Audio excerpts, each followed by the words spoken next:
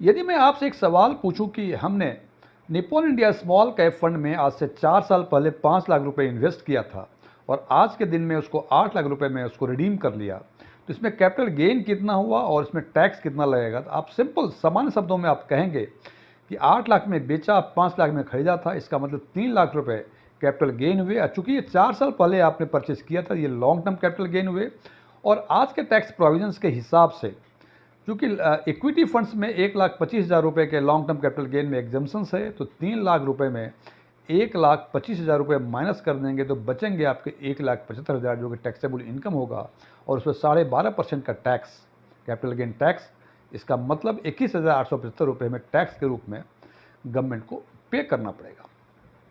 यहाँ तक तो बातें बिल्कुल साफ हैं, स्पष्ट हैं, क्योंकि इस बारे में बहुत सारी चर्चाएं हो चुकी हैं। लेकिन इसी पर मैं एक दूसरा सवाल यदि पूछूं कि हमारे पास निप्पॉन इंडिया आर्बिट्रेज फंड को हमने 4 साल पहले 5 लाख में परचेस किया था और आज के दिन में 8 लाख रुपए में हमने उसको रिडीम कर लिया, तो इस पर जो 3 लाख का कैपिटल गेन हुआ, इस पर कितना हमें tax, long term capital gain tax देना पड़ेगा? तो शायद ये आप जवाब ना दे सके। हो सकते हैं आप जवाब जानते भी हो सकते हैं आप जवाब ना भी जानते हो। आप यदि इसका जवाब जानते हैं तो अच्छी बात है, लेकिन नहीं जानते हैं तो आपके लिए ये वीडियो देखना अति आवश्यक है। और एक हम जैसे बोलते हैं एसेट एलोकेशन के हिसाब से इक्विटी फंड, डेट फंड, और एक तीसरा फंड है हाइब्रिड म्यूचुअल फंड। और आज हम चर्चा करेंगे इसी हाइब्रिड म्यूचुअल फंड की। इट इज़ ओनली बिकॉज कि हाइब्रिड फंड में से कई सारे फंड्स हैं जो काफ़ी पॉपुलर हैं, लेकिन जब उसके टैक्सेशन की बातें होती हैं तो हम थोड़ा सा कंफ्यूज होते हैं कि हमें इसमें टैक्सेशन इक्विटी के हिसाब से लगेगा, डेट के हिसाब से लगेगा, किस हिसाब से लगेगा। आज हम चर्चा करेंगे इन्हीं बातों की। एस्ट्रोन टैक्स फिन के नए वीडियो में आपका एक बार फिर से स्वागत है। यदि इस वीडियो से आपके नॉलेज में कोई वैल्यू एडिशन होता है तो इसको लाइक करें, कमेंट करें, अपने फ्रेंड्स के साथ शेयर भी करें। और यदि आप इस चैनल पे, हमारे चैनल पे आप पहली बार विजिट कर रहे हैं, इसको सब्सक्राइब भी करें और सब्सक्राइब करने के बगल में जो बेल आइकॉन है इसको पुश करें, ताकि हमारे सारे नए वीडियो की नोटिफिकेशन आपको लगातार मिलती रहे। मेरा नाम डीएम झा है। जैसा कि मैंने पहले चर्चा की कि म्यूचुअल फंड आमतौर पे जो हम लोग जानते हैं वो दो तरह के जानते हैं, इक्विटी म्यूचुअल फंड और डेट म्यूचुअल फंड।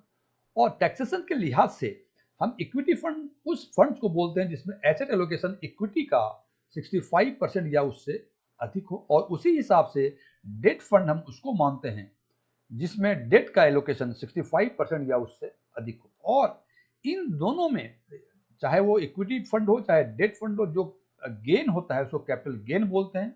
और हम ये भी जानते हैं कैपिटल गेन दो तरह का होता है, शॉर्ट टर्म कैपिटल गेन और लॉन्ग टर्म कैपिटल गेन। दोनों पे टैक्सेशन का तरीका अलग अलग है, प्रोविजंस अलग अलग है।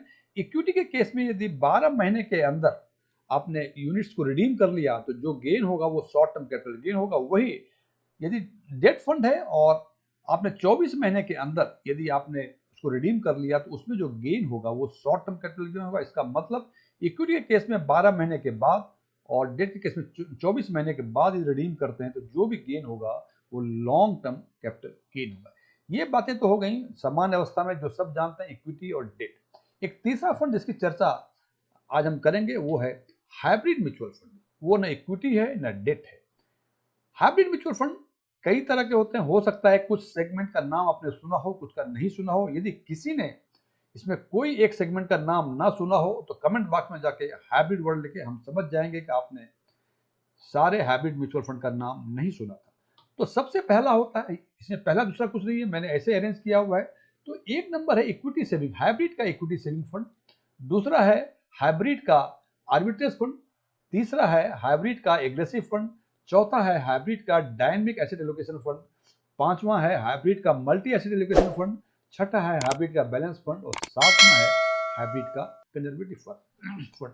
ये 7 टाइप के जो फंड्स हैं, हो सकता है कि कुछ नाम और हों जो कि एसेट मैनेजमेंट अपने हिसाब से नाम उसको कुछ थोड़ा सा चेंज करते हैं, लेकिन उसका फीचर्स जो है इन्हीं 7 जो टाइप्स के फंड हैं उसी में से किसी एक से मैच करेगा।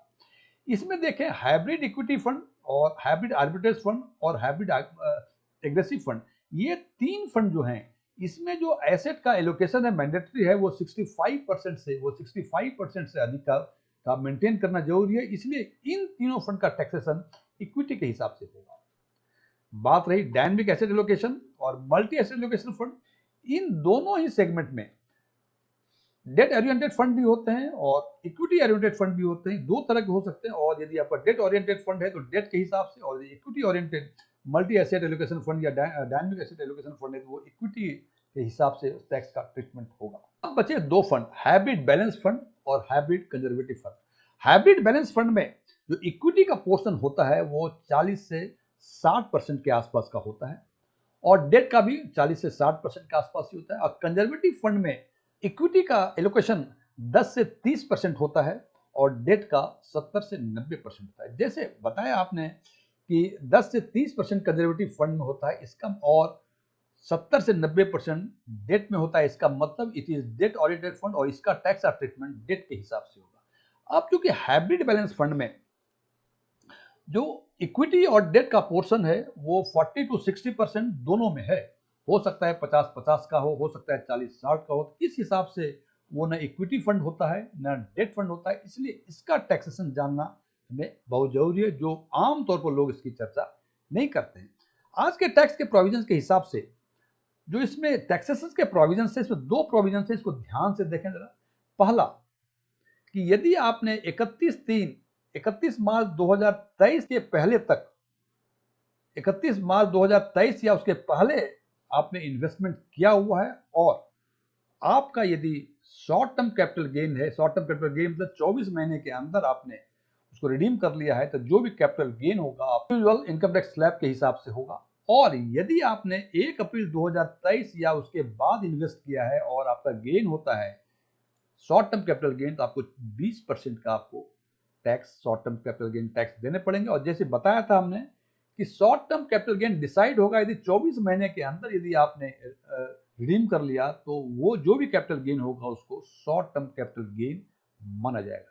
इसको हम एक एग्जांपल, तीन कंडीशंस लिए हैं, तीन ऑप्शंस लिए हैं, और तीनों ऑप्शंस देखने के बाद हम इसको ठीक से समझने की कोशिश करते हैं। पहला ऑप्शन कि हमने 10 अक्टूबर 2022 को 5 लाख रुपए बैलेंस हैबिट फंड में इन्वेस्ट किए, और 1/11/24 को हमने इसको रिडीम किया 6,50,000 रुपए में से। तो इसके मतलब कि हमें जो कैपिटल गेन हुआ वो 1,50,000 का हुआ, और चूंकि ये 24 महीने से अधिक का होल्डिंग पीरियड था, इसलिए 1,50,000 जो है वो लॉन्ग टर्म कैपिटल गेन होंगे। अब जैसा कि हम ऊपर देख पा रहे हैं कि चूंकि ये लॉन्ग टर्म कैपिटल गेन है, इसलिए इनका जो टैक्सेशन 1,50,000 का होगा वो 12.5% के हिसाब से 18,750 रुपये होंगे।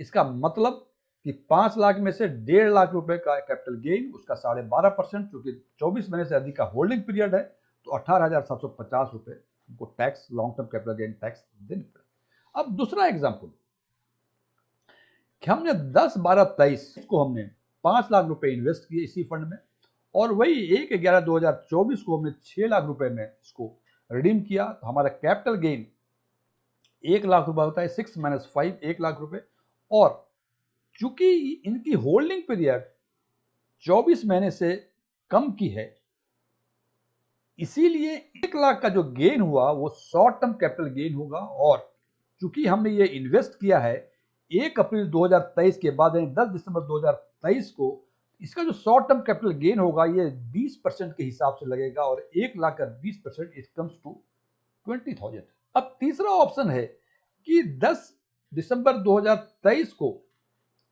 हमने इन्वेस्ट किया था 5 लाख रुपए, और 1/1/26 जो आने वाला है 1 जनवरी 2026 को हम इसको रिडीम करेंगे, और माना कि 6,50,000 रुपए हमको रिडम्पशन अमाउंट मिलते हैं।